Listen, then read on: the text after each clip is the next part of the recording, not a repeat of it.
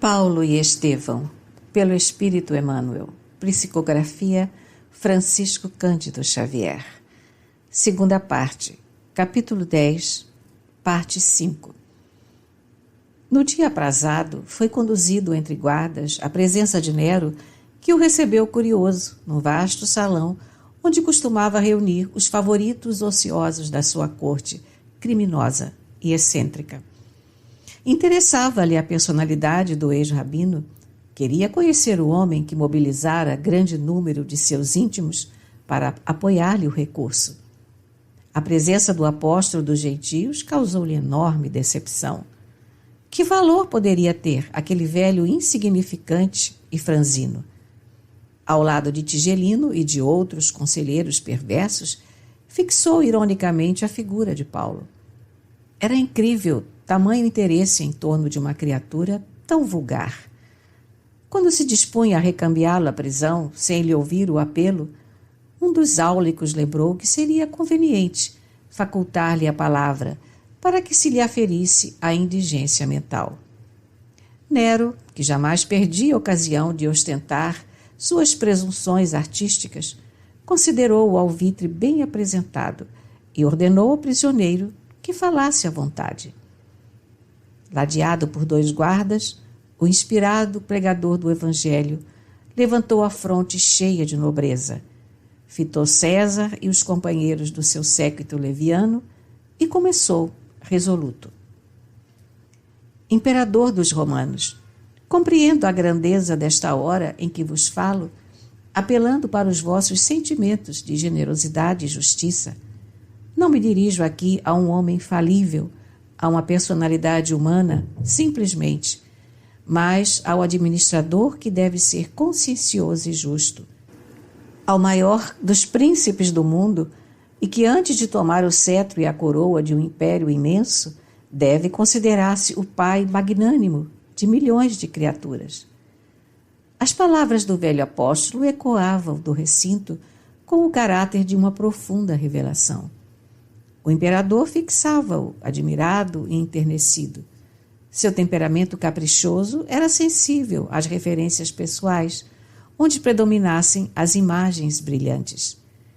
Percebendo que se impunha ao reduzido auditório, o convertido de Damasco prosseguiu, mais corajoso. Confiando em vossa longanimidade, pleiteei esta hora inesquecível, a fim de apelar para o vosso coração, não somente por mim, mas por milhares de homens, mulheres e crianças que padecem nos cárceres ou sucumbem nos circos do martírio. Falo aqui em nome dessa multidão incontável de sofredores, perseguida com requintes de crueldade por favoritos de vossa corte, que deveria ser constituída de homens íntegros e humanitários. Acaso não chegarão aos vossos ouvidos os lamentos angustiosos da viuvez, da velhice e da orfandade? Ó Augusto, imperante do trono de Cláudio, sabei que uma onda de perversidade e de crimes odiosos varre os bairros da cidade imperial, arrancando soluços dolorosos aos vossos tutelados miserandos. Ao lado da vossa atividade governamental, por certo, rastejam víboras venenosas que é necessário extirpar a bem da tranquilidade e do trabalho honesto do vosso povo. Esses cooperadores perversos desviam vossos esforços do caminho reto, espalham terror entre as classes desfavorecidas da sorte, ameaçam os mais infelizes. São eles os acusadores dos prosélitos de uma doutrina de amor e redenção. Não acrediteis no embuste dos seus conselhos que ressumam crueldade. Ninguém trabalhou, talvez, quanto os cristãos, no socorro às vítimas do incêndio voraginoso. Enquanto os patrícios ilustres fugiam de Roma desolada, enquanto os mais tímidos se recolhiam aos lugares mais abrigados de perigo, os discípulos de Jesus percorriam os quarteirões em chamas, aliviando as vítimas infortunadas. Alguns imolaram a vida ao altruísmo dignificador. E, por fim, vede, os trabalhadores sinceros do Cristo foram recompensados com a pecha de autores do crime hediondo, de caluniadores sem entranhas. Acaso não vos doeu a consciência ao endossardes tão infames alegações à revelia de uma sindicância imparcial e rigorosa? No esfervilhar das calúnias não vi surgir uma voz que vos esclarecesse. Admito que participais certamente de tão trágicas ilusões, porque não creio no desvirtuamento da vossa autoridade, reservada às melhores resoluções em favor do império. É por isso, ó imperador dos romanos, que, reconhecendo o grandioso poder enfeixado em vossas mãos, ouso levantar minha voz para esclarecer-vos. Atentai para a extensão gloriosa de vossos deveres. Não vos entregueis à sanha de políticos inconscientes e cruéis. Lembrai-vos de que numa vida mais elevada que esta, ser-vos-ão pedidas contas de vossa conduta nos atos públicos. Não alimenteis a pretensão de que vosso cetro seja eterno. Sois mandatário de um Senhor poderoso que reside nos céus. Para vos convencerdes da singularidade de semelhante situação, volvei um olhar apenas ao passado brumoso. Onde os vossos antecessores? Em vossos palácios faustosos perambularam guerreiros triunfantes, reis improvisados, herdeiros vaidosos de suas tradições.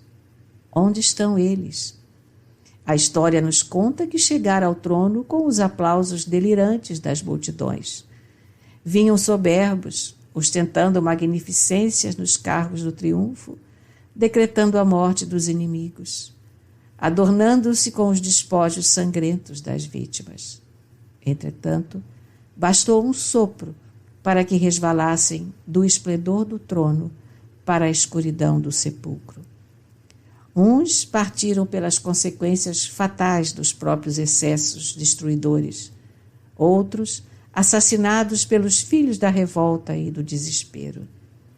Recordando semelhante situação, não desejo transformar o culto da vida em culto da morte, mas demonstrar que a fortuna suprema do homem é a paz da consciência pelo dever cumprido. Por todas essas razões, apelo para a vossa magnanimidade, não só por mim, como por todos os correligionários que gemem à sombra dos cárceres, esperando o gládio da morte. Observando-se longa pausa no verbo eloquente do orador, podia ver-se a estranha sensação que a sua palavra havia causado. Nero estava lívido. Tigelino, profundamente irritado, procurava um recurso para insinuar-se com alguma observação menos digna a respeito do postulante. As raras cortesãs presentes não disfarçavam a indizível comoção que lhes abalara o sistema nervoso. Os amigos do prefeito dos pretorianos mostravam-se indignados, rubros de cólera. Depois de ouvir um áulico, o imperador ordenou que o apelante se conservasse em silêncio, até que tomasse as primeiras deliberações. Estavam todos surpreendidos. Não se podia esperar de um velho franzino e doente tamanho poder de persuasão, um desassombro que raiava pela loucura, segundo as noções do patriciado. Por muito menos, velhos e probos conselheiros da corte haviam alcançado o exílio ou a sentença de morte. O filho de Agripina parecia abalado. Não mais assentava no olho a impertinente Esmeralda à guisa de monóculo. Tinha a impressão de haver escutado sinistros vaticínios. Entregava-se automaticamente aos seus gestos característicos quando impressionado e nervoso. As advertências do apóstolo penetravam-lhe o coração. Suas palavras pareciam ecoar-lhe nos ouvidos para sempre. Tigelino percebeu a delicadeza da situação e aproximou-se. Divino, exclamou o prefeito dos pretorianos em atitude servil, a voz quase imperceptível.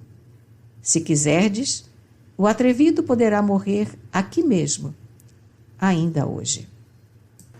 Não, não, redarguiu Nero comovido. Este homem é dos mais perigosos que tenho encontrado.